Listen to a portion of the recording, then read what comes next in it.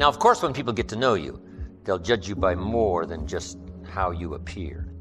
But physical, outside, inside. Here's what's good advice. Make sure the outside is an excellent reflection of the inside. Interesting phrase written. It says, God looks on the inside, people look on the outside.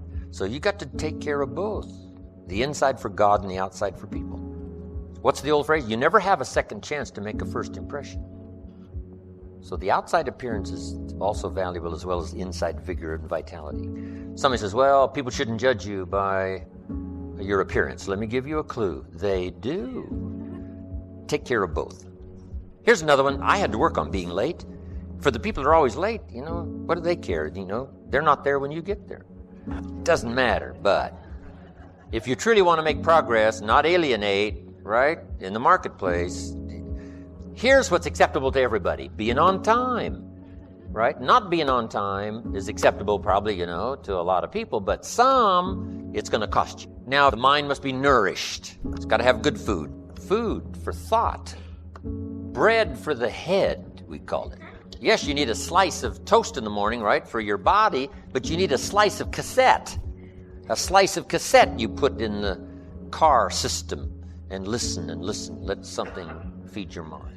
Stand guard at the door of your mind. Don't just listen to anything and everything. Make sure that you're your own best filter of what goes into your mental factory and spins out the fabric of your life and future. Stand guard at the door of your mind. Spend time. Be a selective listener. But you got to have a good diet, a good mental diet. When you walk into a home and walk into the pantry of the kitchen, you take a look what's in there. This family's either going to be healthy or it isn't going to be healthy. And a lot depends on what's in the cupboard. What you bring home, right, from the grocery store that you feast on for the body. Now here's what's important. A proper menu for the mind to make sure that it's got a wide range of nourishment. Because the mind needs the full education. Now, that starts to develop the foundation for what we call a good life, a productive life, a fulfilled life. And we need this mental input. 2 days is a little staggering in terms of sort of a crash program. And you couldn't do it every week, a couple of days every week. It would be too much. But a couple of days to just really concentrate for a while. Hopefully I send you away from here tomorrow a little mind weary. Right? Of taking all these notes and trying to get it all and trying to think about it while you take notes. I know it's an intense session of a couple of days, but I'm telling you, it's going to be so valuable for me to express it and for you to get it. Because then you just load up your wagon full of stuff here. Mental wagon to take it home and sort it out and decide what's valuable to try today. Some that you're going to think about a little bit later, but now at least you've got it. You've got it. You've got it. So that you'll have mental food to feast on long after the lights are out and we've left the premises. So, feed the mind, debate, exercise, a continual diet. You can't go too long in between the classes and the schools and the seminars and the sermons where things are being taught of value. Here's what else is important. You got to go to everything you can afford. Have a good plan, weekly plan, monthly plan to go to a variety of things. Go to a variety of things. Go to a variety of things. And don't miss the chance. Even if you're involved in a certain company and they say, we're going to have a training class. You say, I've been to one of those. I'm asked, you got to go again and you got to go again. You can't get it all the first time. Here's what the early Christians were taught. Don't neglect the assembly. Why? We got a brand new idea. One is it's being challenged. We need the strength of each other and the exchange of ideas to make this thing grow. And 2,000 years later, it's a very vigorous movement. But they were taught when it started, don't neglect to get, every time they call a meeting, make sure you're there every time they call a meeting. And whatever industry you're in, whatever company you're in, when they call a meeting, make sure you're there. When they call a little training class, make sure you're there. Here's why. Some of them are going to be life-changing.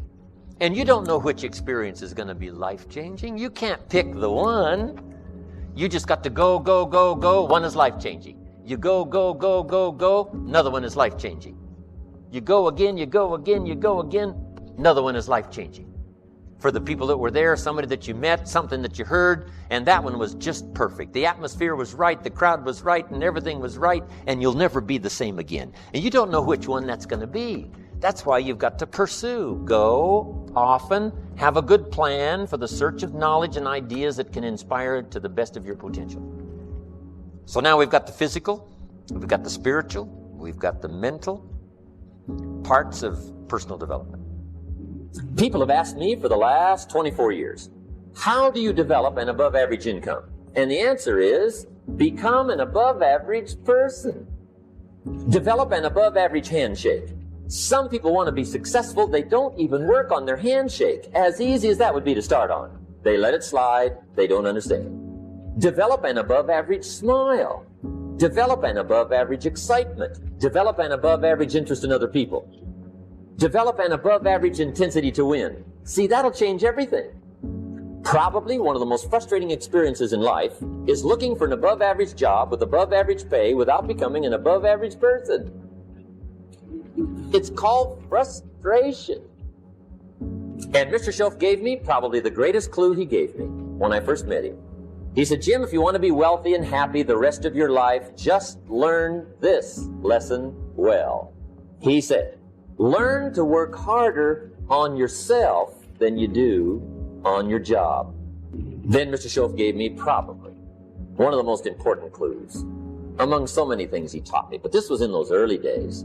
Mr. Shoaff was very kind, but he was also very abrupt. And he had these interesting questions to ask.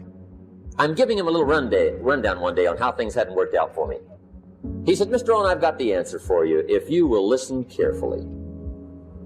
And listen carefully I did that day and for the next 5 years. If somebody's wealthy and happy, you gotta listen. He said, Jim, I've only known you a short time. But he said, it's already my honest opinion that for things to change for you, you've got to change. That wasn't quite the answer I was looking for. But that's the answer he gave me, and I pass it along to you on this warm summer evening in Anaheim, California, 1981. For things to change for you, you've got to change.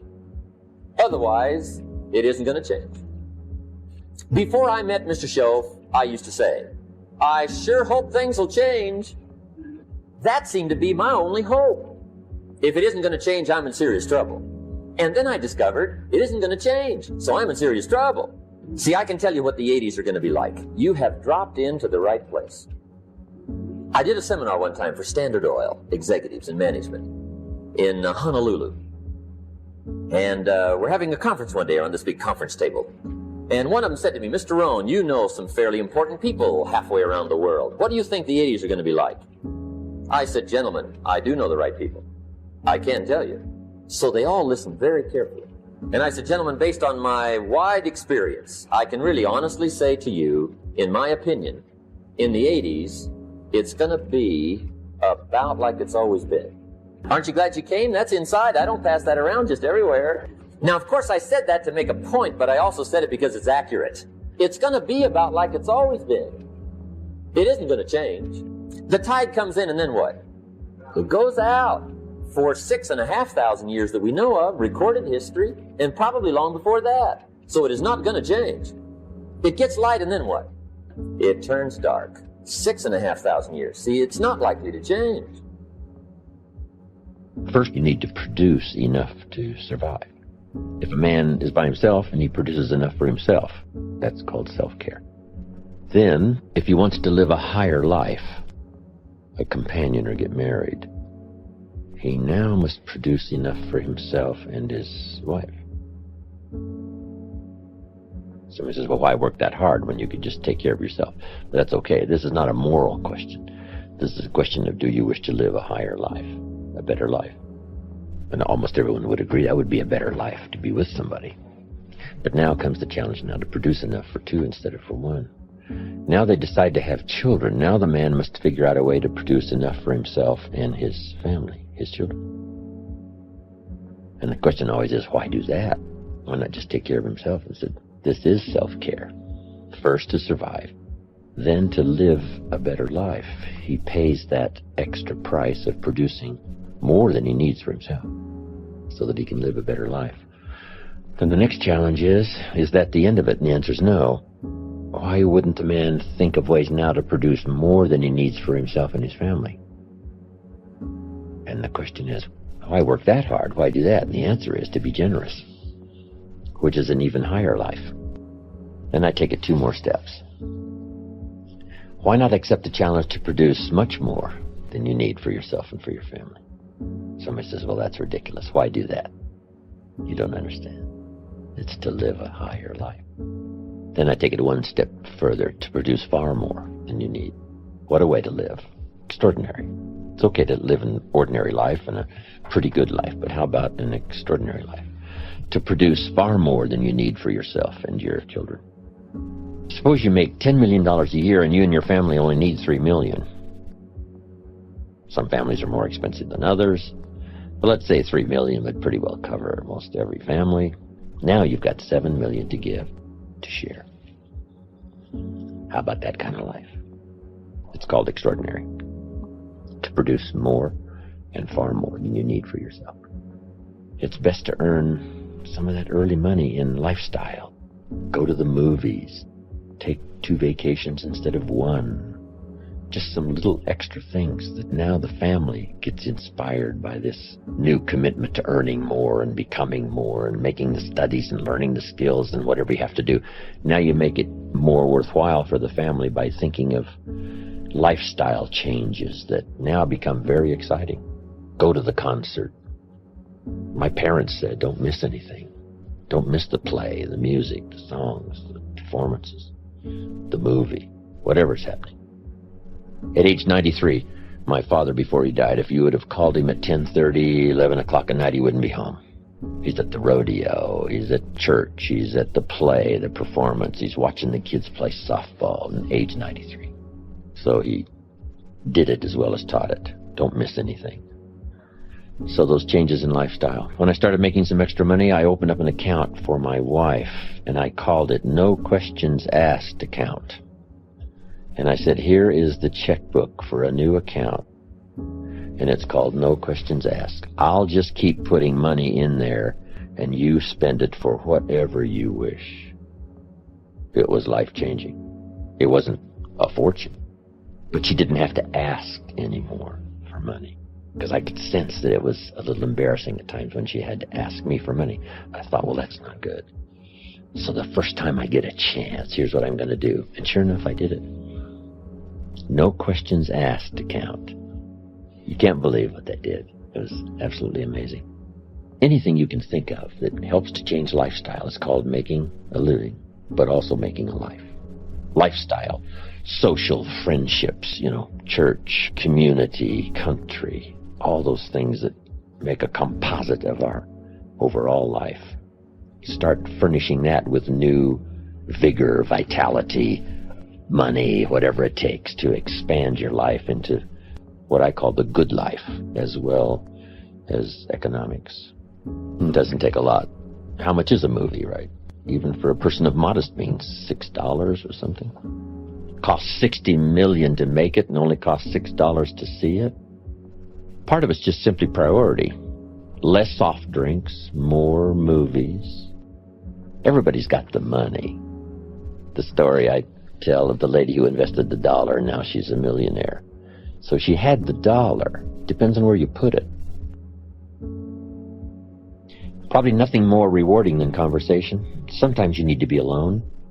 For all of my busy life, from Milan to New York to Paris to Mexico City to the giant cities of the world, I do seek solitude, but only for short periods of time, not long periods of time. But it is important for me to get away, think and ponder and wonder about my life and what's happening, what's going on, where to go from here. But some of the greatest rewards are in personal conversation. I've got some close friends, some mentors that have been around for the last 50 years for me. That a couple of hours of conversation, you've got enough to feast on and live on for a while till you can have the next one. But it's easy to be a little too busy to go to lunch with a close friend and not miss it, or spend an evening with 2 or 3 families and enjoy life. How much is a concert? $25, $30, $40? So he says, well, poor people can't afford to go to a concert. No, it's only 8 Coca-Colas, It just depends. So you save up your soft drink money and you do some special things. So lifestyle to live well doesn't cost a fortune. All it costs is paying attention. Then the little dramas. I told a story about calling my father after my mother died. My father lived another 8 years, and he spent one more year out on the farm, which I still have up in Idaho, where I make a little wine and grow a few crops and live the good life overlooking the Snake River.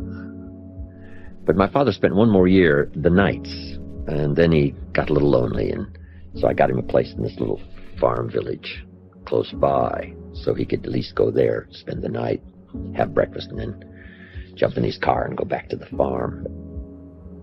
And then there's a place close by called the Decoy Inn, little cafe, where my father most every morning would have breakfast with the farmers. So I'd call him while he's having breakfast. Just takes 10 minutes. Papa, I'm in Israel. And they'd bring him the phone, and we'd have this conversation. And he'd talk real loud so they could all hear the details. They gave me a reception last night on the rooftop. And he'd say, reception on the rooftop. Underneath the stars, Pop. He says, underneath the stars. So everybody gets in on this little conversation he's having with me. Now he's got a story to tell for the rest of the day. My son called me from Israel. I know he had to get up in the middle of the night. Makes a much more special day. Only takes 10 minutes. Easy to, easy not to. I'd send him these postcards from around the world, and he'd save them. Show them around. When I'd get back, some of them had a little butter and jelly on them, right where he'd passed them around at breakfast. Then he'd get to retell the story. I was showing these postcards to my friends, and here's what happened, and here's what they said. And it keeps this lively interchange between father and son going. I took him back where he was born in my motorhome one year. Odessa, Washington. Went to the newspaper office, and he went back into the vaults in this little community, and he found some newspapers dated 1903, when my father was born. So we went through them. No record of his birth. I said, you were born out in the country, Papa. No record of your birth here. Like me, I was born at home. Then we went back to Wheeler, where he last went to school. When they had a place in town, they used to have a dry wheat farm, a couple of thousand acres in Moses Lake. But we went back to Wheeler, where he last went to school.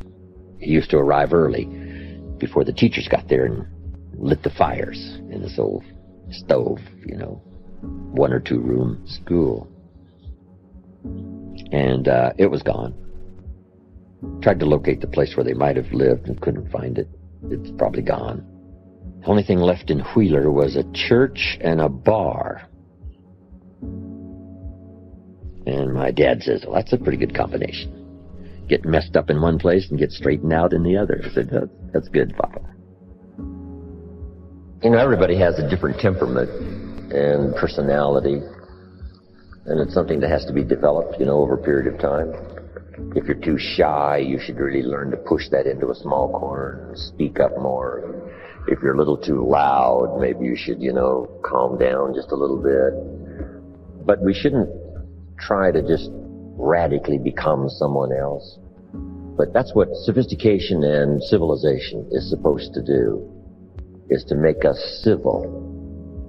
And to be civil in a civil society, we all must deal with that dark side of our nature, the positive side of our nature. And it isn't that it ever gets done or finished, but that we should suppress those things that would cause us trouble, not only within ourselves, but cause us trouble with someone else. It's a never-ending challenge, but to still always be who you are. But who we are is, you might describe it as dual nature. And the key to life is to become the most of the good in you and the least of the bad.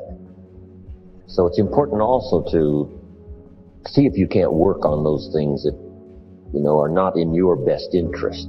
both in your thinking process and developing your plans for the future, or in your process of working with others, sitting at a conference table or being involved in an enterprise. That's a constant.